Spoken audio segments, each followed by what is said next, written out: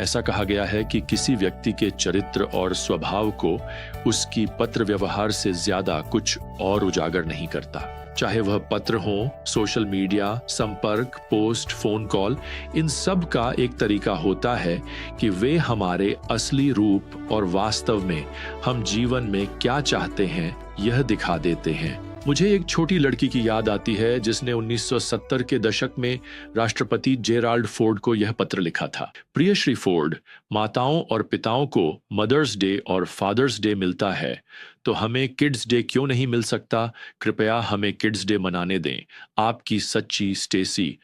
मुझे समझ में आया है कि राष्ट्रपति फोर्ड ने उस पत्र को अपने सबसे पसंदीदा पत्रों में से एक के रूप में संभाल कर रखा था। खैर, आज हम एक पत्र खोलते हैं जिसे यूहन्ना का दूसरा पत्र कहा जाता है। अब यह एक गुमनाम महिला और उसके बच्चों के लिए लिखा गया एक छोटा सा नोट है। हालांकि उनका नाम इसमें जुड़ा नहीं है, लेकिन इसमें कोई संदेह नहीं है कि यूहन्ना यानी प्रेरित इसके लेखक हैं। असल में इस छोटे से पोस्टकार्ड की 13 में से 8 आयतें हूबहू वही हैं जो पहले यूहन्ना में पाई जाती हैं। इस समय यूहन्ना की उम्र लगभग 90 साल है जब वे यह नोट लिखते हैं, और मुझे यह बहुत अद्भुत लगता है। इस उम्र में भी वे अब भी दूसरों को प्रोत्साहित करने के लिए लिख रहे हैं। यह यूहन्ना के स्वभाव और आत्मा के बारे में बहुत कुछ प्रकट करता है। अब पत्र की शुरुआत यहाँ पहली आयत में इन शब्दों के साथ होती है, प्राचीन की ओर से चुनी हुई महिला और उसके बच्चों के नाम। अब यूहन्ना आधिकारिक तरीके से शुरू नहीं करते, जैसे कि प्रेरित यूहन्ना या यहाँ तक कि अंतिम जीवित प्रेरित यूहन्ना। वो कर सकते थे, लेकिन वे कोई प्रेरितिक अधिकार जताने की कोशिश नहीं कर रहे हैं। वह केवल प्राचीन के रूप में पहचाने जाने से संतुष्ट हैं, और यह एक स्नेहपूर्ण शब्द था जो कलीसिया ने उन्हें दिया था। अब यह चुनी हुई महिला कौन है? कुछ लोग मानते हैं कि यह शीर्षक कलीसिया के लिए एक रूपक है, चाहे वह सार्वभौमिक कलीसिया हो या कोई विशेष स्थानीय कलीसिया। तो प्रियजनों, मैं आपको बता दूं, नए नियम में कलीसिया को कभी भी विश्वासियों की माता नहीं कहा गया है और न ही माना गया है।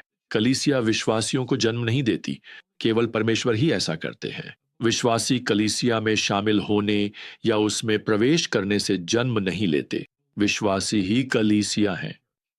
तो रूपक का विचार यहां फिट नहीं बैठता। चुनी हुई शब्द एक विशेषण है जिसे वफादार या उत्कृष्ट के रूप में अनुवादित किया जा सकता है। तो सच कहें तो यूहन्ना एक प्रतिष्ठित वफादार मसीही महिला को लिख रहे हैं। अब चूंकि यूहन्ना ने उनके पति का उल्लेख नहीं किया है, इसलिए संभवतः वह विधवा हैं। वह निश्चित रूप से एक अकेली मां हैं। वास्तव में उनके यहाँ बच्चे हैं जो स्पष्ट रूप से बड़े हो चुके हैं। अब 1 से 3 पदों में प्रेम की पुष्टि और आशीर्वाद से भरे अभिवादन के बाद यूहन्ना अब चौथे पद में लिखते हैं, मैं बहुत आनंदित हुआ कि मैंने तुम्हारे कुछ बच्चों को सत्य में चलते हुए पाया। अब यहाँ यह कहने में कि उन्होंने इस माँ के कुछ बच्चों को सुसमाचार के सत्य का पालन करते हुए पाया, तो इसका अर्थ यह है कि उसके कुछ बच्चे ऐसा नहीं कर रहे थे, या तो वे अब सत्य में नहीं चलते या फिर कभी चले ही नहीं। वैसे यह आज हर मसीही माँ बाप के लिए एक याद दिलाने वाली बात है कि बड़े हो चुके बच्चे मसीह के साथ चल रहे हैं। ये कितनी बड़ी आशीष है। लेकिन अगर वे बड़े हो चुके बच्चे ऐसा नहीं करते, तो ये कोई निंदा की बात नहीं है, ये परमेश्वर का कार्य है।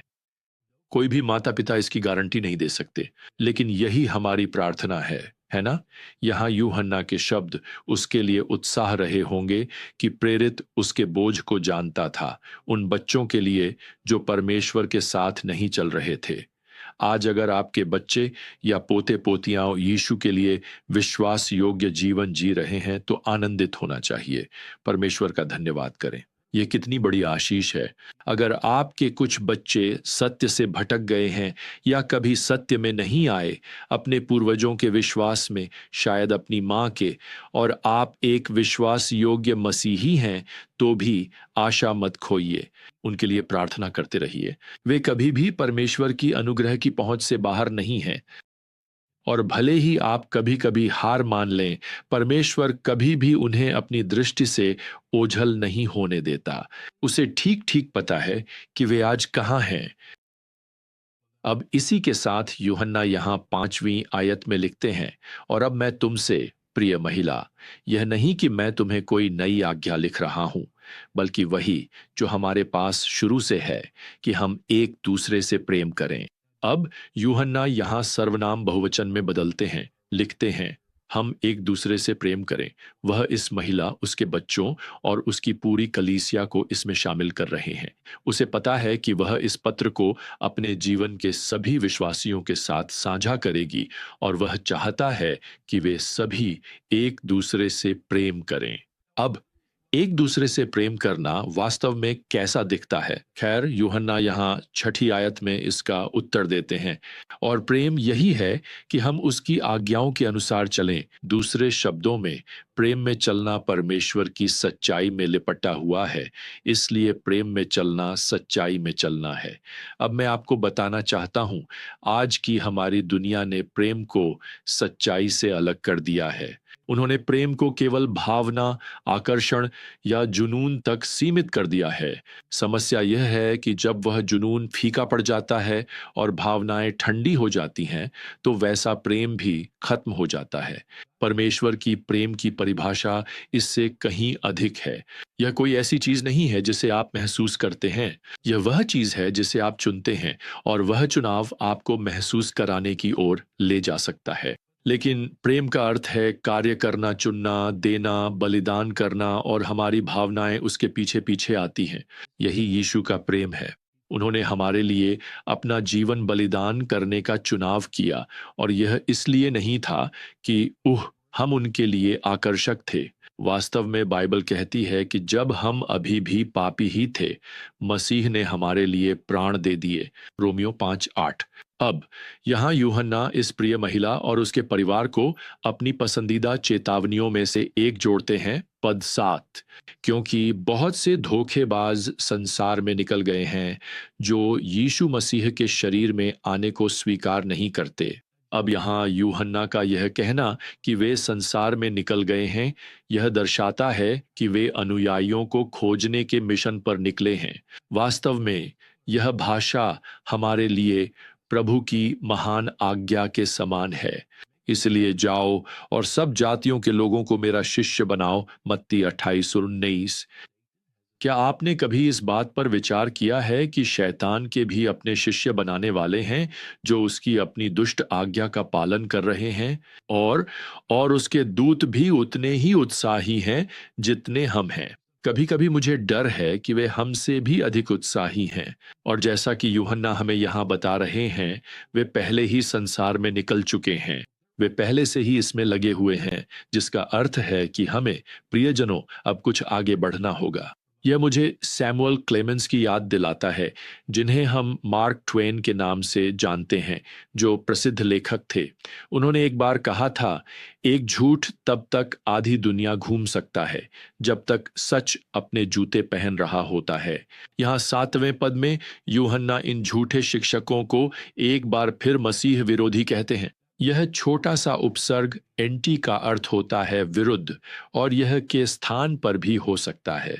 तो मसीह विरोधी मसीह के विरुद्ध होते हैं, लेकिन वे सच्चे सुसमाचार के स्थान पर मसीह के बारे में झूठा सुसमाचार भी प्रस्तुत करने की कोशिश करते हैं। अब यूहन्ना यहाँ 8वें पद में इस स्त्री और उसके बच्चों को चेतावनी देते हैं, अपने आप पर ध्यान दो, ताकि जो कुछ हमने तुम्हारे लिए किया है वह न खो दो, बल्कि पूरी प्रतिफल पाओ। मुझे आपको बताना है, यह पद हमेशा मेरे लिए एक प्रेरणादायक पद रहा है। हम मसीही लोग अपनी उद्धार को नहीं खो सकते, लेकिन हम स्पष्ट रूप से अपनी पूरी प्रतिफल खो सकते हैं। अब मुझे नहीं पता आपके बारे में, लेकिन मैं नहीं चाहता कि एक दिन मैं प्रभु के सामने खाली हाथ खड़ा रहूं। मैं चाहता हूं कि मैं अपने पुरस्कार उनके चरणों में रख सकूं, इस कृतज्ञता के साथ कि उन्होंने मुझे अपनी महिमा के लिए जो कुछ भी करने में सक्षम बनाया। यह पद हम सभी को प्रेरित करना चाहिए कि हम प्रभु की सेवा करते रहें जब तक कि हम एक दिन उन्हें देख न लें। खैर, अब इसी के साथ यूहन्ना इस छोटे से पोस्ट कार्ड, इस छोटे से नोट को इस परिवार से निकट भविष्य में मिलने के वादे के साथ समाप्त करते हैं। अब हमें नहीं पता कि वह कभी वहां पहुंचे या नहीं। इतिहास और परंपरा दोनों सहमत हैं कि यूहन्ना को परमेश्वर से अंतिम प्रकाशन मिला, प्रकाशित वाक्य की पुस्तक पातमोस द्वीप पर, जहां उन्हें निर्वासित किया गया था और जल्द ही मर गए। लेकिन यहाँ पद 13 में यूहन्ना एक अंतिम टिप्पणी जोड़ते हैं कि इस महिला की विश्वास योग्य बहन के बच्चे भी अपनी शुभकामनाएं भेजते हैं। तो वे जैसे शुरू किया था वैसे ही बहुत व्यक्तिगत अंदाज में समाप्त करते हैं। एक पल के लिए इस बारे में सोचिए।